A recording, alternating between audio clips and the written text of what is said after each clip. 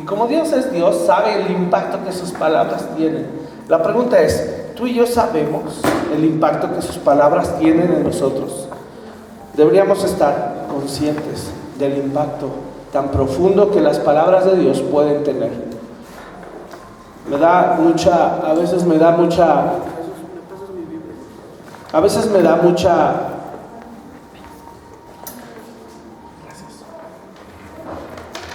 se me fue esta palabra, me sorprendo cuando hay personas que se expresan de la Biblia como si fuera un libro antiguo o anticuado, o como si ya no fuera vigente. Y creo que muchos de ellos obviamente son personas que ni conocen a Dios y ni siquiera están interesados en conocerlos. Pero tú y yo, que hemos decidido ser hijos de Dios y hemos decidido conocerle, creo que pesan sus palabras. Y entendemos esos versos que dicen: cielo y tierra pasarán, pero mis palabras no pasarán. De modo que su palabra sigue hoy vigente. Su palabra sigue teniendo impacto en las familias y en los corazones. Gracias a Dios. ¿Qué sería de nosotros sin su palabra? ¿Verdad? Hemos venido hablando de los roles en la familia. Y el día de hoy esperamos, con su gracia, terminar la serie de hijos ya terminó, de padres. Porque venimos hablando de la familia como un todo. Después estuvimos hablando del rol del varón, mi esposa habló del rol de la mujer. Eso fue en semanas pasadas, ya llevamos como 2 meses con esta serie de familia. Y después hablamos acerca del rol tan importante y trascendente que tienen los hijos en la familia. Y ahorita hemos tomado, ¿cuántas semanas ya? ¿Alguien recuerda? Creo que esta es la 4ª, ¿verdad? Sí. La 4ª semana que hablamos de el rol que tenemos como padres. Y esto también atañe a los jóvenes. ¿Cuántos jóvenes hay aquí? Alza la mano. ¿Cuántos se quieren casar? Jóvenes solteros, sí. No te emociones. Jóvenes solteros, álzame su mano. Tú tampoco. ¿Cuántos se quieren casar, jóvenes? ¿Sí? Hagan su mano. También les atañe. ¿Cuántos casados ya hay aquí? Con o sin hijos, no importa. ¿Cuántos se quieren separar? No, no es cierto. Para ustedes no hay opción. El divorcio no es una palabra que debe existir en el diccionario cristiano, no es una opción. Así es de que vamos el día de hoy a poner mucha atención y espero el día de hoy terminar el tema padres, el gran reto de educar. Hemos venido hablando de versículos tan poderosos para nuestra vida con respecto a la crianza. Si hay una palabra clave con respecto a los padres y cómo debemos mencionarla y entenderla, es la palabra crianza. El mundo hoy nos enseña que es la palabra educación, y esa palabra no la vas a encontrar en la Biblia, la palabra educación. Sin embargo, la Biblia, el término que utiliza es el término crianza, y crianza significa el cuidado que los padres ponen desde que son engendrados los hijos. Es más, toman tan en serio su labor de padres que intencionalmente, y esto que voy a decir para muchos hoy sería raro, escucha esto, intencionalmente deciden procrear hijos. Si tú le preguntas hoy a la mayoría de los jóvenes hoy en día si está en sus planes casarse o tener hijos, la respuesta va a ser no, ni loca, no, ni loco. Pero eso es solo la falta de Dios en sus vidas y la falta de entendimiento de lo que son llamados a hacer. Somos llamados a criar hijos, todos. Por eso es que a los jóvenes, pongan atención, también esto les interesa mucho. ¿Por qué? Porque nuestra sociedad se ha encargado ¿de qué? De destruir todos los conceptos que Dios ya estableció para ti, para mí como familia. Así es de que vamos a seguir con este tema.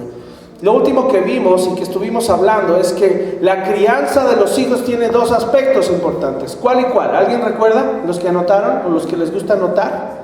Disciplina. Disciplina y amonestación. Son 2 aspectos. Por eso es importante que anotes. No te confíes de tu mente, porque muchos no recuerdan ni lo que hablamos hace 8 días, ni lo que hablamos hace 15 o hace 20, etc. Es importante tomar notas. Así es, la crianza tiene dos aspectos. Uno es la disciplina. Y la disciplina, hemos entendido, no es castigo. No es castigo. ¿Qué es disciplina? Instrucción, dar dirección, capacitar, guiar a nuestros hijos. Y número dos, amonestación. ¿Qué es la amonestación? Advertencia por medio de la enseñanza. Exacto, advertir a nuestros hijos por medio de enseñar. Incluso cuando es necesario, en la parte de la amonestación sí entra el castigo. Pero el castigo, escúchame, esto es algo importante saberlo. Cuando estamos criando a nuestros hijos, ellos viven en un ambiente seguro y protegido. ¿Estamos de acuerdo? Quiere decir que no los avientas al mundo, o pensamos que no los aventamos al mundo. De ahí también el cuidar qué tipo de educación proveo para mis hijos, porque nos preocupamos tanto por la mejor escuela siempre, ¿cierto o no? ¿Cuántos quisieran tener a sus hijos en el TEC de Monterrey? La verdad, ¿han oído hablar del TEC? ¿No? ¿De la Ibero? ¿No? Qué bueno. ¿De la UNAM? ¿Del Poli? Ya están más decentes, ¿verdad? ¿De la NAHUAC? Y de tantas y tantas. ¿En la Universidad de Insurgentes? ¿ISEL? ¿No? Tanto comercial que sacan, ¿verdad? Es una gran responsabilidad como papás también saber qué tipo de educación vamos a proporcionar a nuestros hijos. Hay una gran responsabilidad de parte de Dios. Y lo quiero volver a decir porque al mono nos cae el 20, escúchame. Tienes una gran responsabilidad, si ya eres padre, el tipo de educación y crianza que le vas a proporcionar a tus hijos. Y si eres soltero, sigues teniendo esa gran responsabilidad. Si te dices ser hijo de Dios, no debería ser una opción para ti no querer casarte y no tener hijos, a menos que hubieras recibido de parte de Dios el don de la continencia, como el apóstol Pablo. ¿Alguno de los jóvenes aquí ha recibido el don de continencia?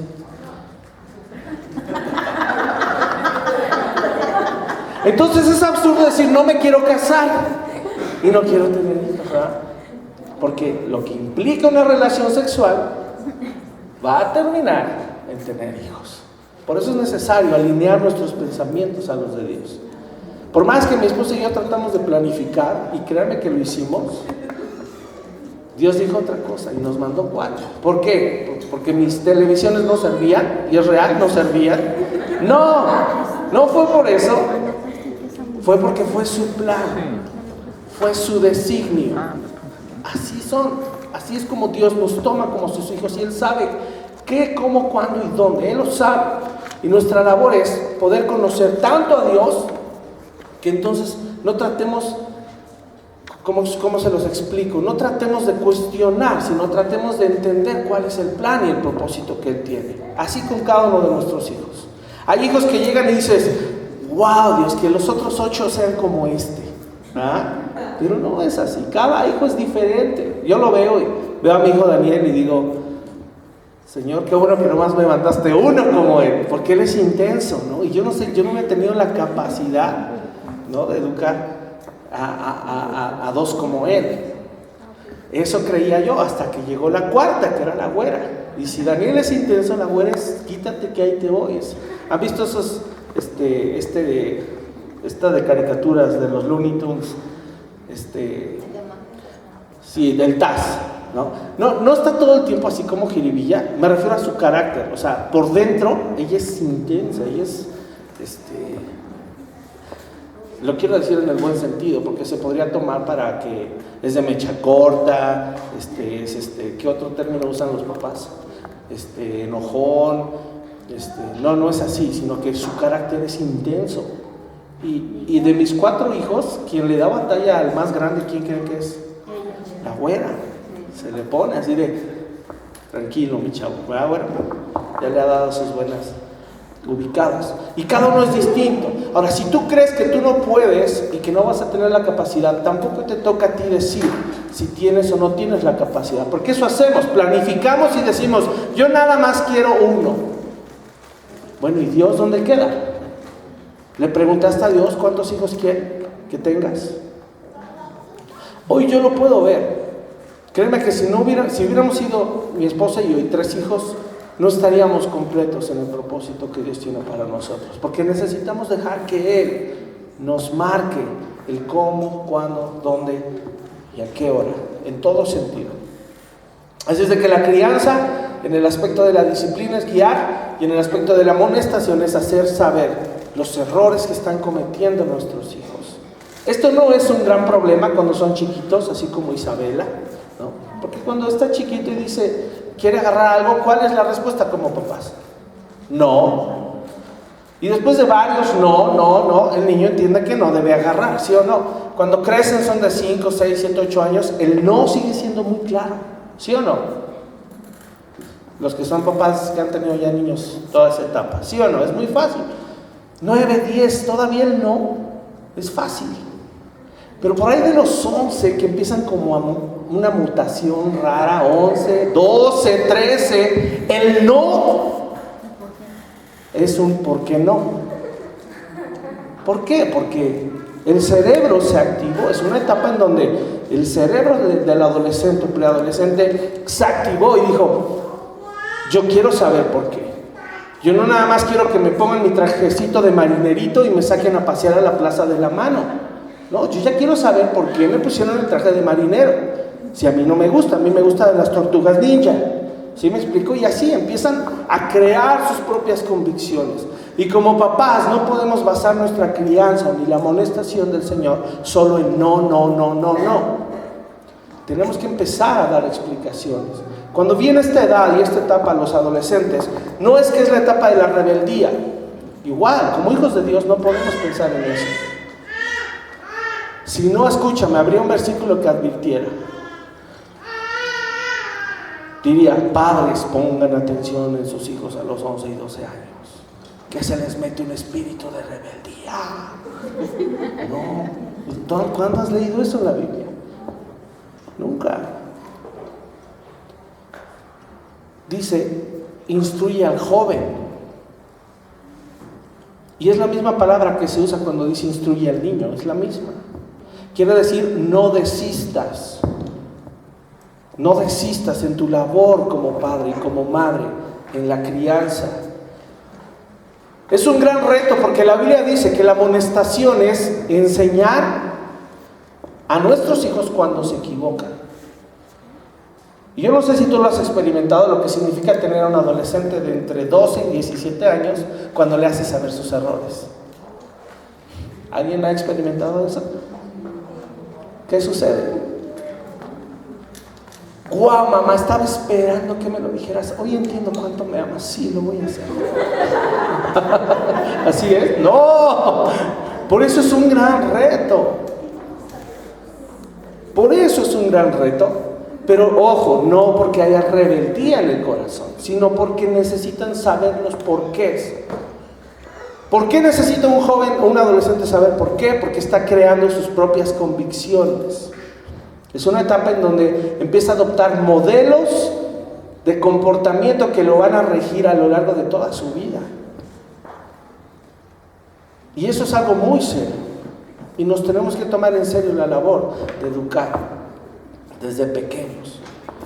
Ya vimos todo el aspecto de qué significa provocar a ira, ¿se acuerdan? Y cuando no hacemos una labor adecuada en nuestros hijos, los provocamos a ira. Y ya entendimos y vimos que el término ira es el mismo término que Jesús usa cuando está hablando con los fariseos y les expone la ira. Es esa ira que se siente el entripado aquí adentro, que incluso te lleva a odiar tanto a una persona que tienes ganas de matarlo, literalmente.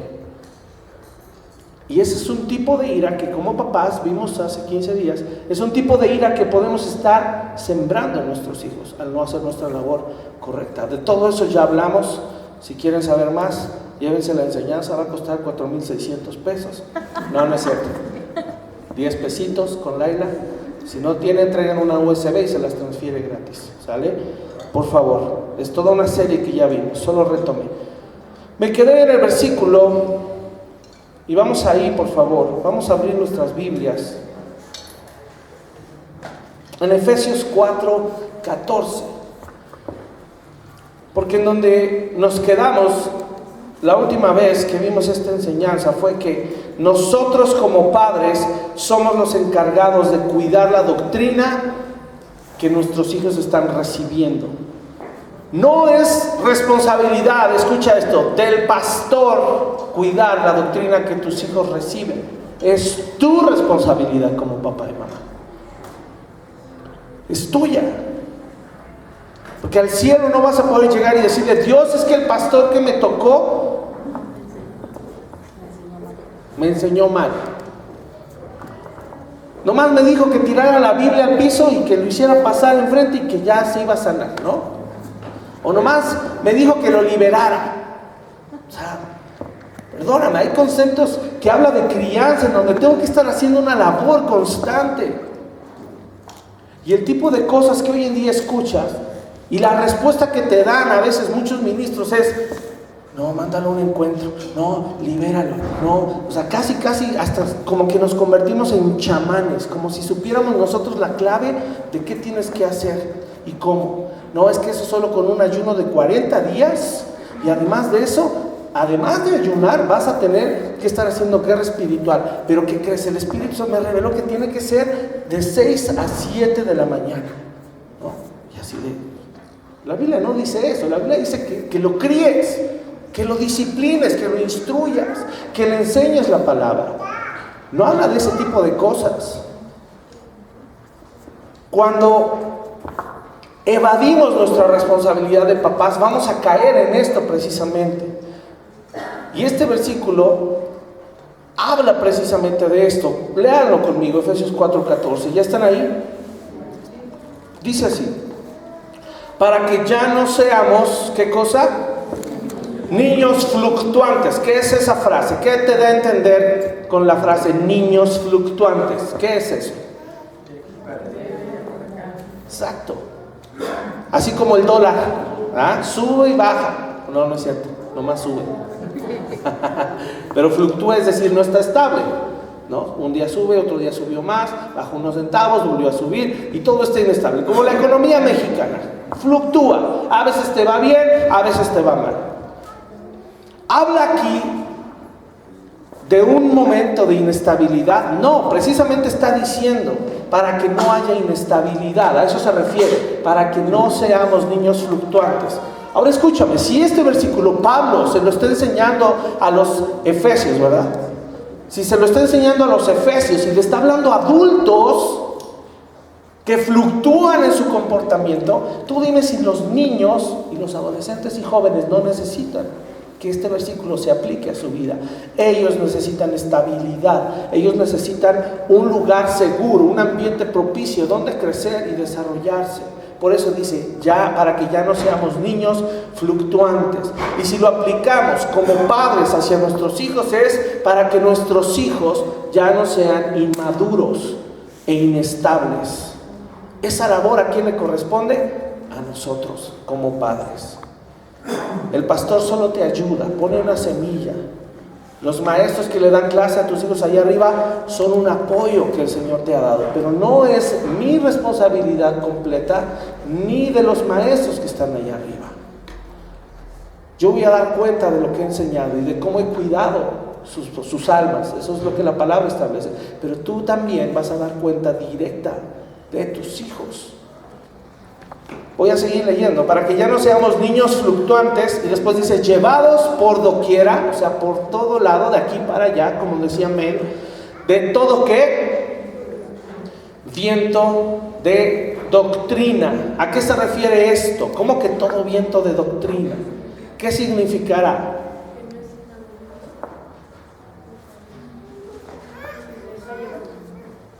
Sí, que se deja llevar, o sea que cualquier ventarrón le sopla como una barca. Si tú pones una barca en el mar con una vela atada, ¿a dónde va a ir? A donde sopla el viento, ¿cierto? Pero ¿de qué está hablando? ¿Cómo que todo viento de doctrina?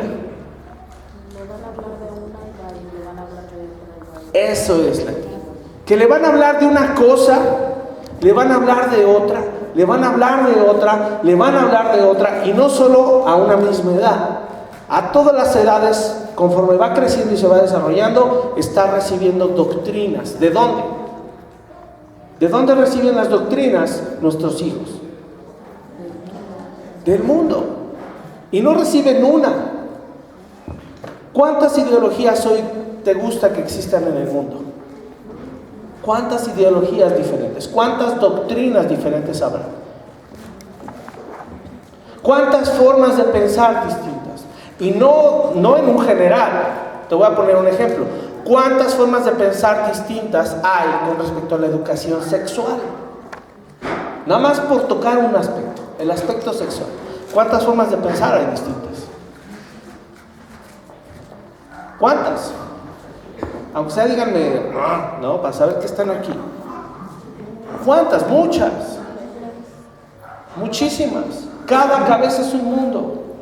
Tan es así que por minorías hoy nos están imponiendo en el sistema educativo nacional que a nuestros hijos se les debe enseñar la diversidad sexual.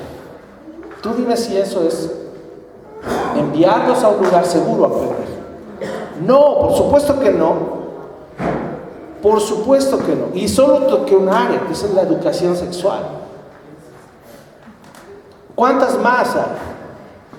Y no me refiero a religiones. Ese es el gran peligro de hoy, hermanos. No me estoy refiriendo a doctrinas religiosas. Me estoy refiriendo incluso a doctrinas humanistas.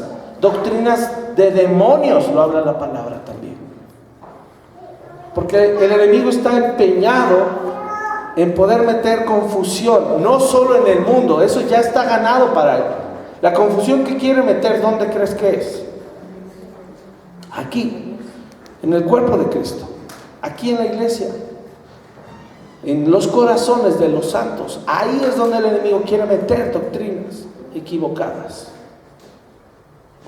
Si pudiéramos revalorar el versículo que dice: nuestra lucha no es contra sangre ni carne, ¿cierto? Sino contra huestes, principados, Ese versículo nos hizo creer, también ya vimos esa serie, nos hizo creer por mucho tiempo que nuestra labor era pelear contra los demonios y contra Satanás, ¿recuerdan? Ya vimos que no es así, sino contra la corriente del mundo, que es operada por ¿quién? ¿Quién opera esa corriente del mundo? Satanás y sus demonios, sí, pero no es contra los demonios, es contra todas esas ideologías y contra todos esos pensamientos. Cuando yo logro, escucha esto, quebrantar una ideología o una doctrina del mundo, gano más que pasármela haciendo guerra espiritual por mi hijo. Gano más, porque necesito más labor, más disciplina, más constancia, más arduo trabajo. Incluso necesito yo cambiar primero para poder instruir a mi hijo en una doctrina sana, que no más estar haciendo guerra espiritual. Se requiere más labor, requiere más de mí, que yo esté presente. No nada más mi oración, ¿no? Y una oración intensa. No estoy diciendo que no ores, escúchame, hazlo, por favor, tienes que hacerlo. Ora por tus hijos, pero no te quedes con la oración. Ora y deja que el Espíritu de Dios te transforme tu carácter al de Cristo. Y entonces seas un modelo a seguir para tus hijos. Eso va a causar un impacto más profundo que el solo estar orando. ¿Vamos bien? Respira profundo. Voltea con el que tienes a un lado. Dile, respira. Agárrale aquí su cabecita, sóbale, dile, no lo tomes tan a pecho. No son pedradas. Recuerden que esto estamos aprendiendo juntos. Yo sigo teniendo el mismo reto, porque en mi casa hay 2 adolescentes y 2 que ahí vienen. Entonces es un reto grande también para mí, y estamos creciendo y trabajando en esto. No se sientan que es para ustedes nada más. Significa que no hay una, hay muchas corrientes falsas y hay muchas enseñanzas desviadas. A eso se refiere con todo viento de doctrina. Dice, hay muchas, y todas esas van a jalar a tus hijos para algún lado. Por eso terminan convirtiéndose en emos, ponquetos, en sayayines, en todo mundo. Todos se convierten, menos en hijos de Dios, que es lo que deberían ser. Y tú y yo somos encargados de enseñarlos. Ahora, hasta aquí va bien. Hemos, creo que, comprendido un poquito, pero escucha las siguientes palabras. Después dice, por si también querías aprender vocabulario nuevo, el versículo sigue diciendo: llevados por doquiera de todo viento de doctrina, Y dice: por estratagema de hombres que para engañar emplean con astucia las artimañas del error. Hasta ahorita me está cayendo el 20, porque cuando alguien habla muy culto dice: ay, tus palabras domingueras. ¿Ah? Porque solo en los domingos oyes palabras así como estratagema. ¿Ah? ¿Alguien sabe qué significa? La verdad. Alza la mano si alguien sabe. Estrategia, un plan, no, más o menos. Estratagema. ¿Cuántas veces habías leído este versículo? Muchas veces. Yo, la verdad, muchas veces. Hasta hace poco es que pude comprender esta palabra. Y de ahí la importancia de estudiar la palabra a fondo, no nada más por encima. Vamos a entrar, porque esta palabra es bastante fuerte. O sea, más bien, nos da una enseñanza muy fuerte. Estratagema viene de la palabra griega kubeia. Kubeia, con K. Kubeia, así como suena. Y la palabra por sí sola, ¿sabes qué significa? Jugar a los dados. Jugar a los dados. ¿Alguien ha jugado con los dados? ¿Sí saben qué son los dados? ¿Han jugado cubilete? ¿Sí? ¿Saben qué es el cubilete? Un vasito con unos dados adentro, los mueves, le haces así, te persignas 3 veces, das una vuelta y esperas que caigan los dados a tu favor. ¿Sí? ¿Han jugado alguna vez? ¿Sí? Bueno. ¿Y qué tiene que ver esa palabra? ¿Por qué está aquí? ¿Por qué lo incrustó Pablo aquí? Significa jugar a los dados. También significa destreza o habilidad de manos. Y escucha esto: implica astucia,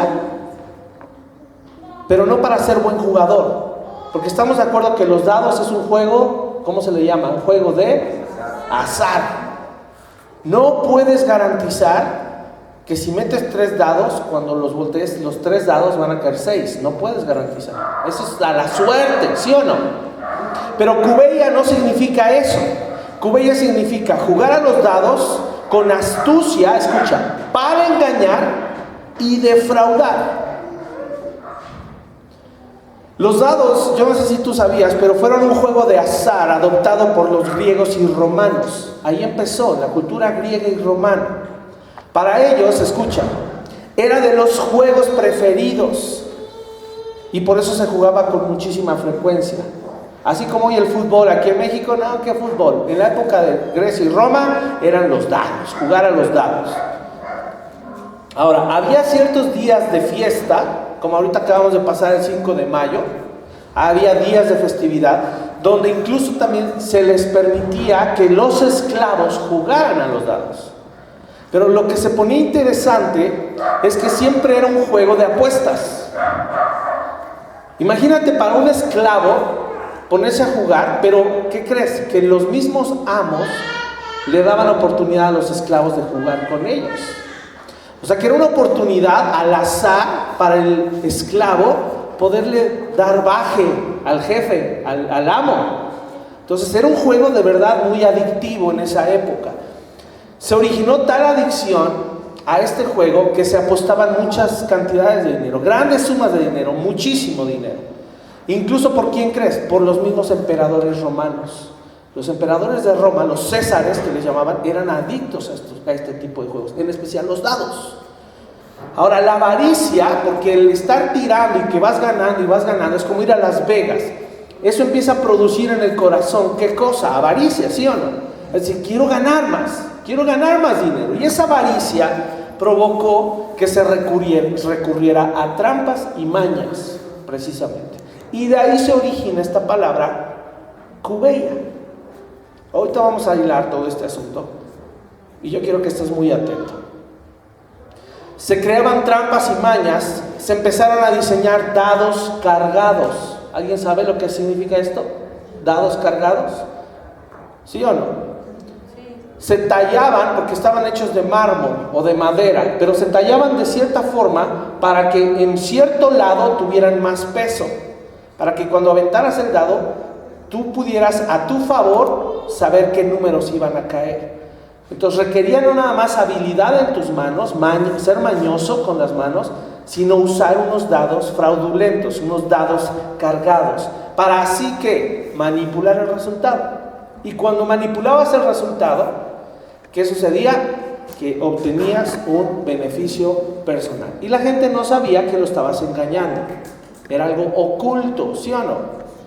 Había un beneficio, había un beneficio que obtenías, pero porque en lo oculto habías tenido avaricia en tu corazón. Habías querido obtener un beneficio personal y querías tener, escucha, una ventaja sobre el otro.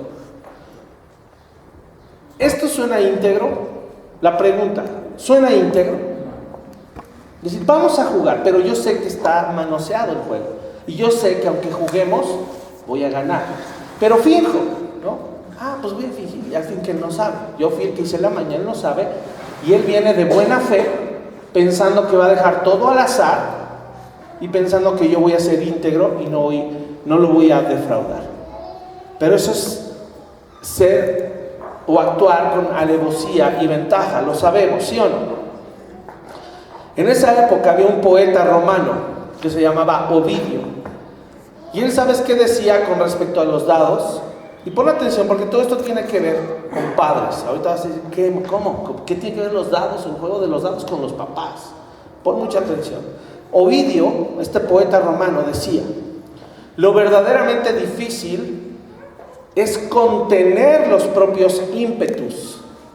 En estos momentos de juego, o sea, él está hablando referente a los dados.